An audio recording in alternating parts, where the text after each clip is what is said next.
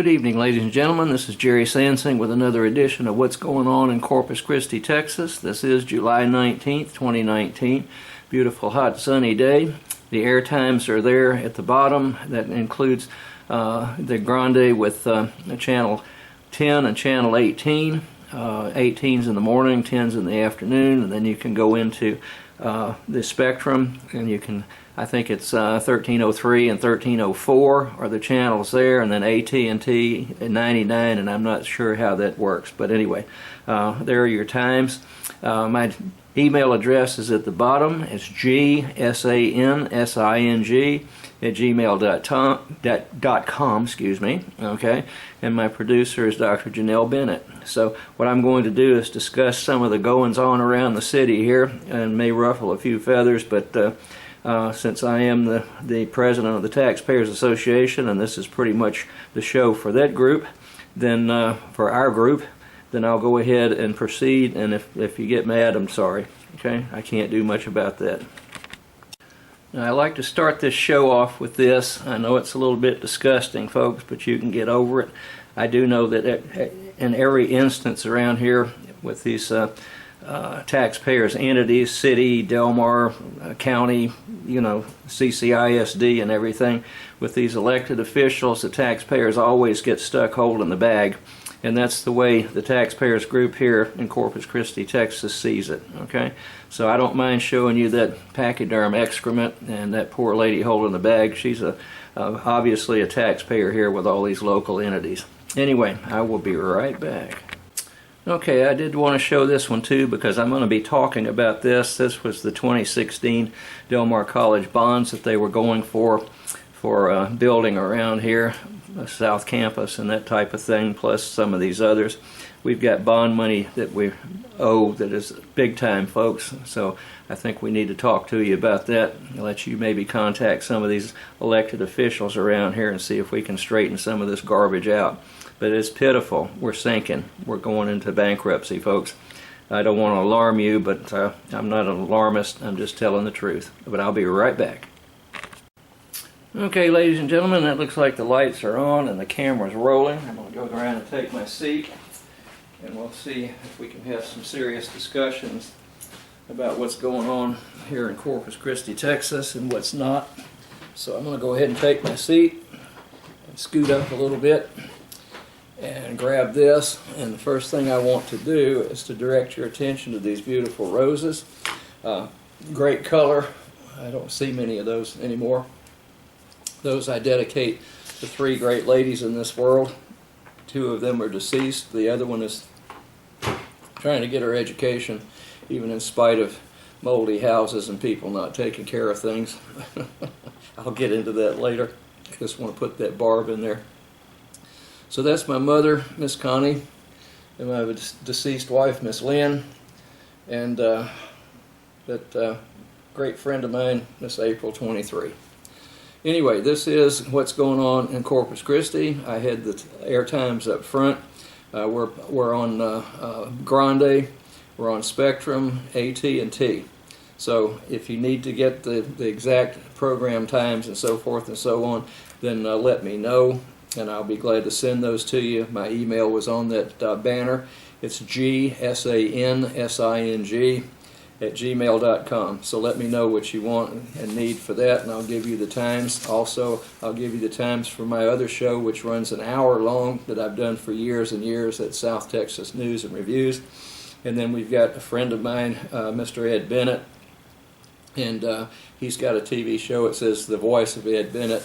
He is a very highly educated CPA.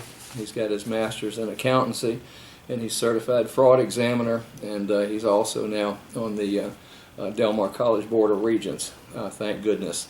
We needed something to happen there. Then here's the usual Pinocchio. Jiminy Cricket's giving him fits because he keeps telling lies and his nose keeps growing, and this is very typical of a lot of the elected officials around here. They will not tell the truth, and they're in it for an awful lot of their own stuff. I got my water bill today. I am a single guy in a big house. My bill that came in, this is due on August the 5th, is $78.37. Now, in the past, I've had $200 bills consistently where I had $12 worth of water that I used and $120 worth of wastewater expenses.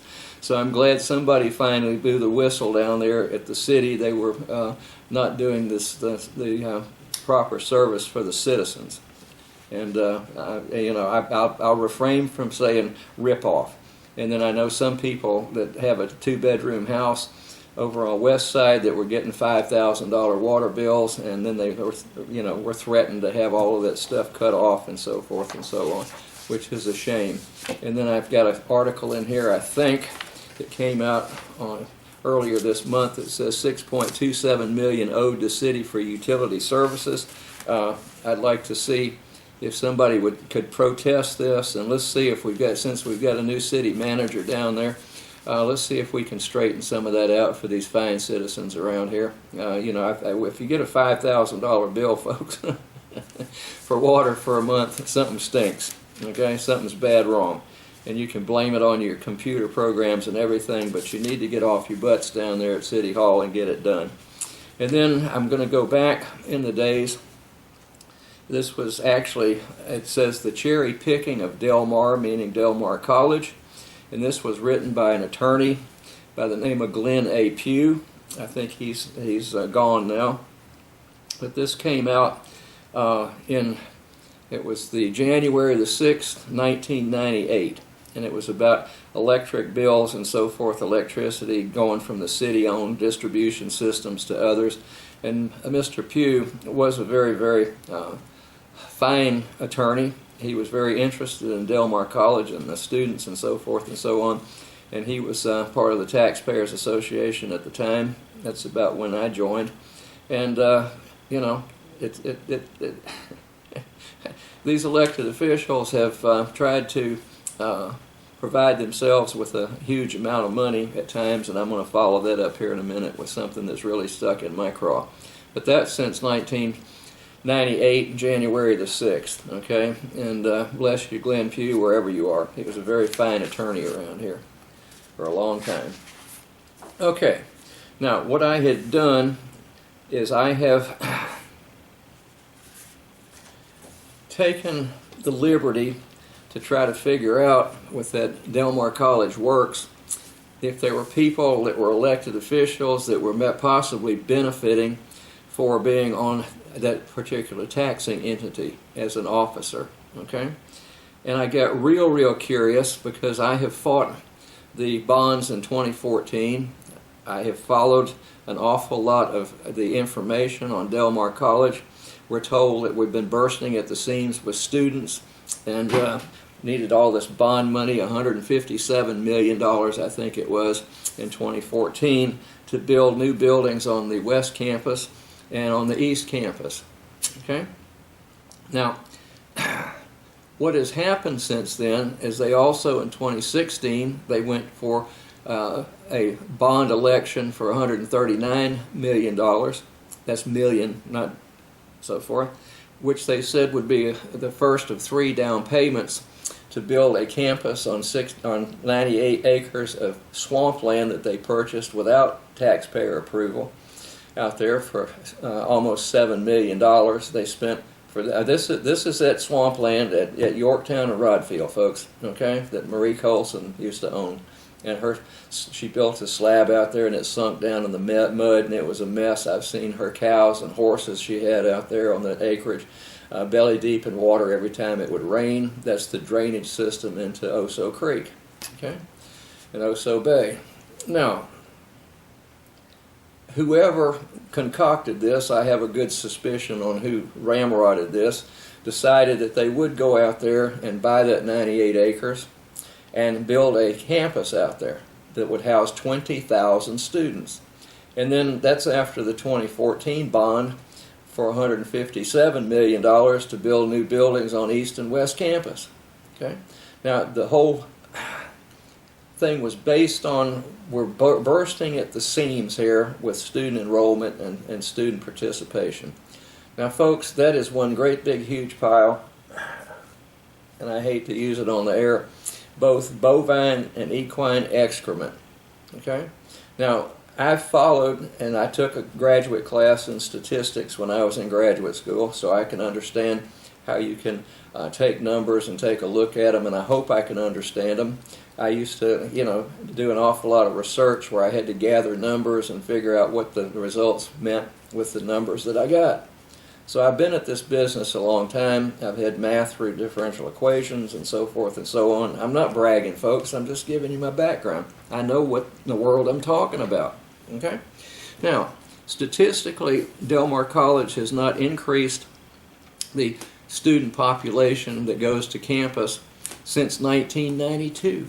In fact, if you take a look now, we're counting 20% or better of the students that we claim as full-time students, and participating is this dual credit business, and we've got students all over the state that we take in for dual credit, and that's where the high school teachers, if they can qualify, they'll teach a Del Mar College, Texas certified college class.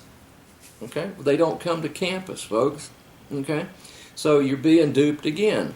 So we spent $139 million out here as a down payment. Now with inflation and everything else going on, it's probably going to be not the first of 3 installments, but the first of 5. So you're going to have a campus, and now they've dropped the enrollment projections to 15,000 students out there. And we don't have 15,000 students in the Northwest and the East and West campuses now. We're somewhere maybe 11,000, bumping 12.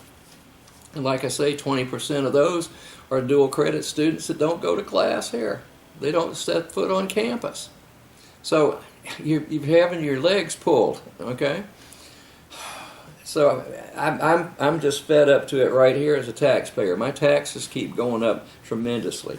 Now what happened was, when these things are voted on by you taxpayers out there, it's you vote anything if they say it's for education, CCISD, Del Mar, and so forth and so on, and you're being bamboozled. I guess that's the most polite way I can say it. Okay? Now I had an inkling that maybe there were some people involved that were elected officials for some of these taxpayer entities like the city and Del Mar and CCISD that may be benefiting from being on those boards. Okay? So what I've done is I have looked to see if I could figure out what's going on. Now on that Del Mar Works for 2016, I have a list of contributors here that went in for that campaign to have you people vote for that. It's a political campaign. Okay? Monetary political contributions to Del Mar College Works. Okay? $5,000 was Turner Ramirez and Associates. Okay? They've got now contracts on those buildings.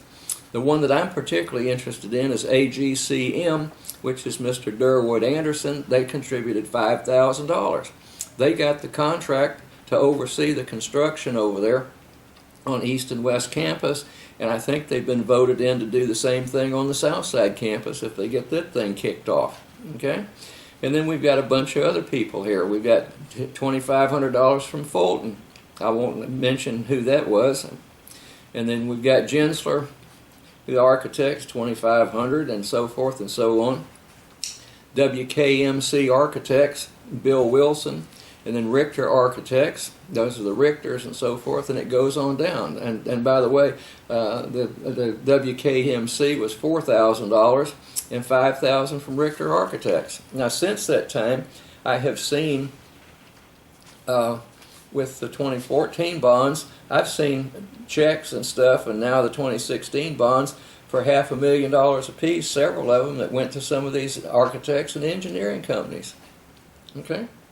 And the contractors.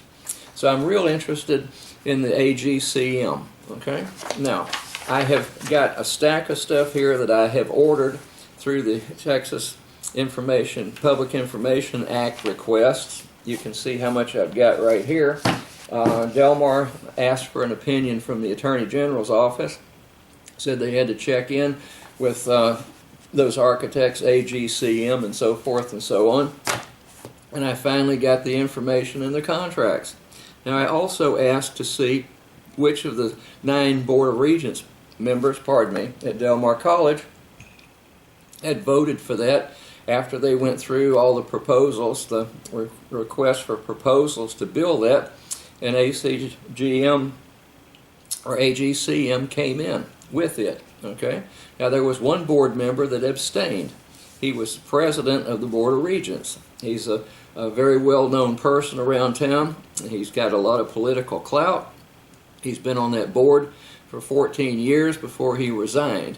Now, another thing that galled me very, very much about that was it was found out by me and others that that Board of Regents member is now one of the high-paid officers down there with that company, with the AGCM. So what I did was I found out that people should be signing what is called, I've got the form here, I had to go get those, and now I've asked recently to see how many of the board members and other officers of Del Mar College in particular have signed these. It's called a Local Government Officer Conflicts Disclosure Statement. So if you've got a conflict of interest, if you're on the payroll for AGCM at the time that they take a vote on that, even if you abstain, this is supposed to bail your butt out if you do that. Okay? So I think that is very, very interesting that we have the president of the Board of Regents, who is the one that gets everybody together to agree on a certain contractor when they vote on it. When the vote came, he did abstain, but I want to find out if he had signed one of these before or prior to that. So I'm real concerned about things like that. That's the same man that was trying to get $44 million for Destination Bayfront after they tore the Coliseum down. Okay? And he was instrumental in having the Coliseum taken down right in front of you, ladies and gentlemen. Okay? Now, and I'm still very mad about that because I do have a lawsuit here that the Friends of the Coliseum, which are the 5 of us versus the city of Corpus Christi. Now, Carlos Valdez, who I have no respect for as a human being, much less an attorney. Unfortunately, he's a district judge now. I can't believe it. He started out as a district attorney. He went over to the city as the city attorney, and that's when this happened, when the 5 of us tried to save the roof on the Coliseum. Okay? And then we had a judge that says, okay, we're going to put a halt on this legally, and so forth and so on. We did have to put a bond up, but the contract that the portion that Mr. Valdez, or now Judge Valdez, that horrifies me, okay, put in there was nobody has damages if a judge calls a 30-day halt. Now, I do have evidence that after that halt, that demolition company still was tearing down that building. I've got actually pictures and samples. I know asbestos when I see it, okay? I'm not an expert. I didn't go get a license to examine that, but I could in a heartbeat and a half. But there were asbestos roofing tiles off of that building spread everywhere, and just a lot of them were crushed up. And when you crush it up, that's when the asbestos goes airborne. And how many mesothelioma suits do you see? You know, if you were around asbestos, call the law offices of so-and-so. We got $872 trillion that we can get for mesothelioma. So what I'm going to do is I'm going to go ahead and file that and say, any of you fine folks out there, if you were down on the bayfront at all during the time they were tearing that roof off of that building, then let me know, and we'll go ahead and see if we can't get a massive mesothelioma suit against the city of Corpus Christi and that demolition company. And I'm real sincere about that, city council people and Mr. Miles Risley. Okay, I'm real serious about that. So anyway, you know, all I can say is, if you want to stir me up, then you know, go grab that hot horseshoe for the 12th time. Okay, see how much fun that is. All right, I'm going to get back to the And then the disabled. Let me say something about that. I have been very distraught as the president of the Taxpayers Association, and before that a member, along with Mr. Jack Gordy, who's the vice president. He used to be the president, and then I took over, or they voted me in. I won't say I took over. And he's been very vocal about the disabled, the ADA compliance. That's the American with Disabilities Act through the Department of Justice. Okay? And we've had battle after battle after battle with Mr. Miles Risley, who says you don't need to go down a sidewalk around here if it's blocked. All you got to do is go out in the street or in the parking lot where you are or whatever and get yourself run over. And then we can have millions of dollars that are in lawsuits against the city for that. I mean, the guy, this is personally, I think he's a knucklehead. Okay? I see no redeeming value in him, and I'm hoping that the city council will go ahead and review him and find out how much damage he's done. Now, it's been a lot of years that we have been after code enforcement to take care of the passage down the sidewalks. Okay? Mr. Gordy goes around and he reports and reports and reports, limbs hanging down 2 feet off the ground so people can't get down in the neighborhoods along the sidewalks and so forth. And that's in direct violation to the Department of Justice, Americans with Disability Act. But we've got a city attorney that just blows that off and says it doesn't matter.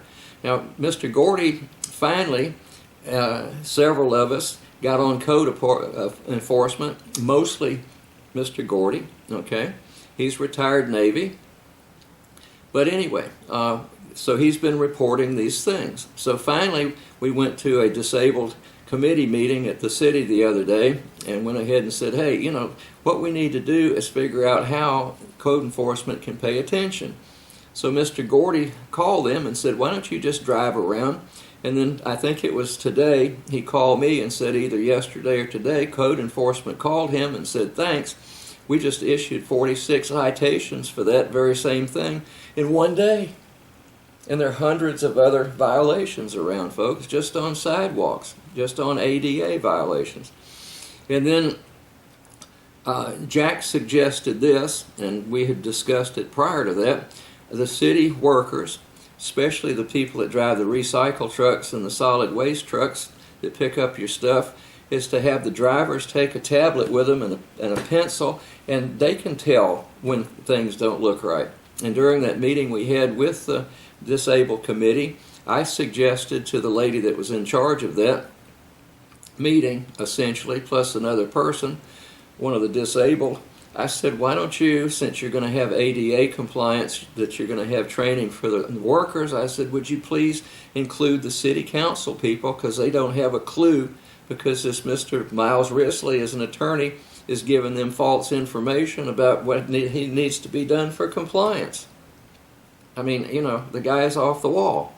So anyway, the city, in addition to telling Mr. Gordy today that there were 46 violations that they found just within a very short period of time, and there are hundreds more, then they had issued those 46 citations, all right?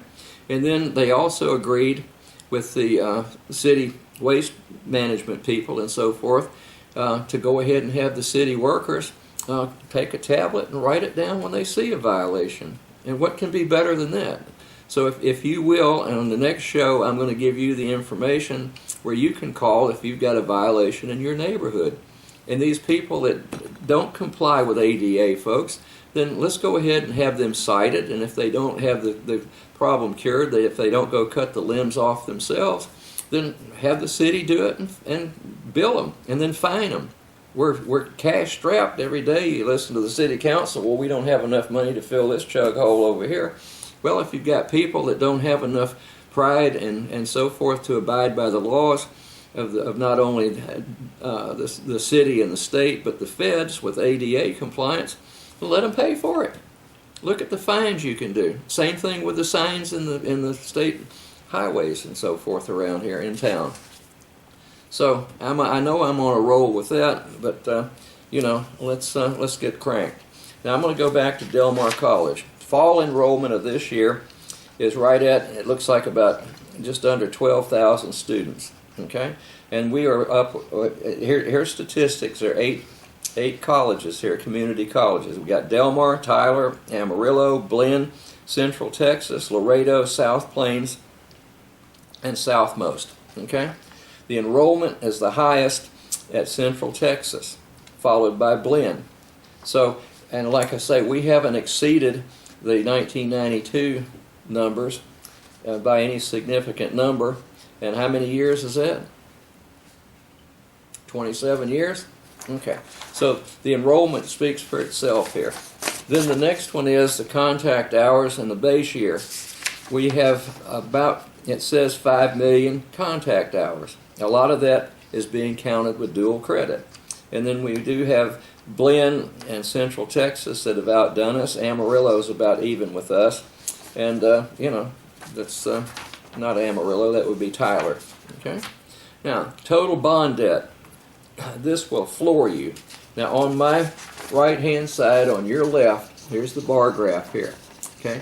Now, this is the total bond debt that we have incurred right now. And here's Delmar College in this green one. Okay? The only one that comes close to that is Laredo. Now, I will just throw this in. The head down there, the administration at Laredo, was trained at the same place in Austin, Texas, UT, with a PhD in community college education as Delmar College. And now we're the 2 highest out of the 8 in the state. Okay? I don't know that there's others. But here's our total bond debt, folks. Now, I'm not going to stutter, but it looks like, if I had to take a shot at it, it looks like $270 million is what we're in debt now, and we haven't started really encumbering the $139 million for the Southside campus. Okay? All right, now I'm going to roll on. Full-time student equivalents were low, and then we've got ad valorem taxes. Once again, we've outshined everybody else on that list of 8. Here's Delmar College over here. Okay? So we're paying higher taxes. So what we're encumbered with, it looks like about $65 million taxpayer support. So you're in debt at that level, folks. And you see you've got some of these that are way down there in the probably tens of thousands instead of hundreds of millions. Okay? Here's Delmar right here. Okay. Student to faculty ratio, we've got one of the lowest in the country. And then the pension liability, we're way up there. We owe over $100 million for pensions for our faculty members. And then we've got faculty full-time.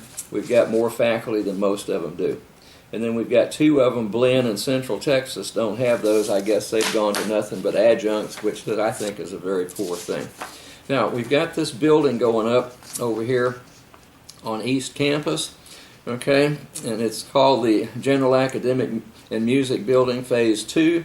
And here is a memo, email to all the people at Delmar College from Dr. Mark Escamilla saying that since we have got those buildings projected to be open for the fall semester for a lot of different classes, we ain't going to make it. Okay? So all these people that are pre-programmed to go over there and look for their class at the beginning of this fall semester, they're not going to be able to do that. There's a massive push and a panic right as we speak.